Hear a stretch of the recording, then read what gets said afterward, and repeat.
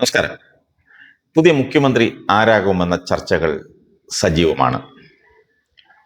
അന്തിമ തീരുമാനം ഹൈക്കമാൻഡ് എടുക്കുമെന്ന് പറയുമ്പോഴും മുഖ്യമന്ത്രി കസേരയ്ക്ക് തങ്ങൾ യോഗ്യരാണെന്ന് പരോക്ഷമായി വാദിക്കുകയാണ് മൂന്ന് കോൺഗ്രസ് നേതാക്കൾ. വി ഡി സതീശനും കെ സി വേണുഗോപാലും രമേശ് ചെന്നിത്തലയുമാണ് കച്ചകെട്ടി രംഗത്തുള്ളത്. ഇതിൽ കെ സി വേണുഗോപാൽ പക്ഷം ആത്മവിശ്വാസത്തിലാണ്.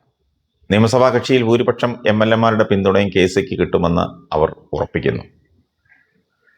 കോൺഗ്രസിന്റെ 63 എംഎൽഎമാരിൽ 35 പേർ കെ സി വേണുഗോപാലിനൊപ്പമാണെന്നാണ് അവർ അവകാശപ്പെടുന്നത്.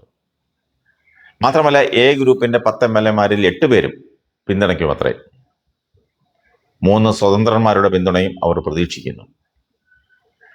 എംഎൽഎമാരുടെ പിന്തുണ നോക്കിയാണ് മുഖ്യമന്ത്രിയെ തീരുമാനിക്കുന്നതെങ്കിൽ കെ സിക്ക് വ്യക്തമായ ഭൂരിപക്ഷം ഉണ്ടെന്നാണ് കെ സി ഗ്രൂപ്പ് പറയുന്നത്. കോൺഗ്രസ് നിരീക്ഷകർ കേരളത്തിലെത്തുമ്പോൾ 43 എംഎൽഎമാർ കെ സി വേണുഗോപാലിന് അനുകൂലമായ നിലപാട് സ്വീകരിക്കും. ആ നിലപാട് അവരെ അറിയിക്കും.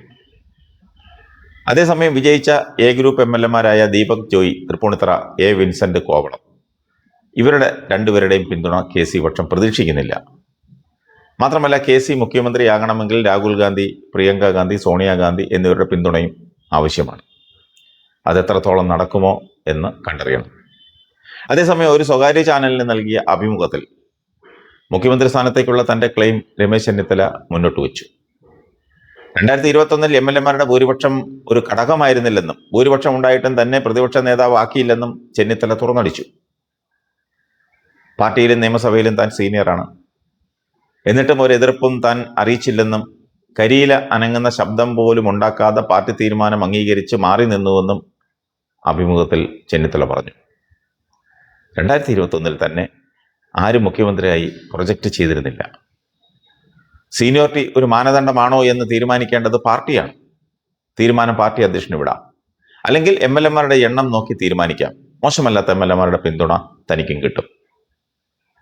എല്ലാവരെയും മന്ത്രിയാക്കാൻ കഴിയില്ല. പാർട്ടി നീതിപൂർവമായ തീരുമാനമെടുക്കുമെന്നും രമേശ് ചെന്നിത്തല പറഞ്ഞു.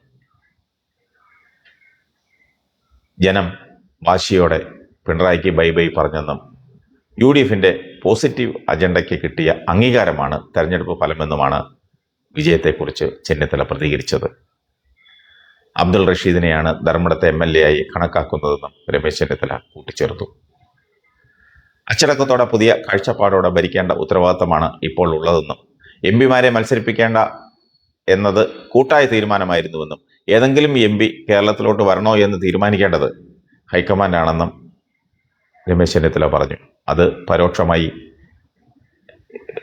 കെ സി വേണുഗോപാലിനെ കുറിച്ച് പറഞ്ഞതാണ്. അതേസമയം വി ഡി സതീശൻ ഇതുവരെ ഒരു പരസ്യ പ്രതികരണത്തിന് തയ്യാറായില്ല. മാധ്യമങ്ങൾ എത്ര ചോദിച്ചിട്ടും തന്റെ ക്ലെയിം പറഞ്ഞില്ല. അതെല്ലാം പാർട്ടി തീരുമാനിക്കും എന്നൊറ്റ വാക്കാണ് വി ഡി സതീശൻ പറഞ്ഞത്. ഏതായാലും ജനവികാരം നോക്കണം. ജനവികാരം നോക്കിയേ മുഖ്യമന്ത്രിയെ തീരുമാനിക്കാവൂ. കോൺഗ്രസിന് ഇനിയും അബദ്ധം പറ്റരുത്.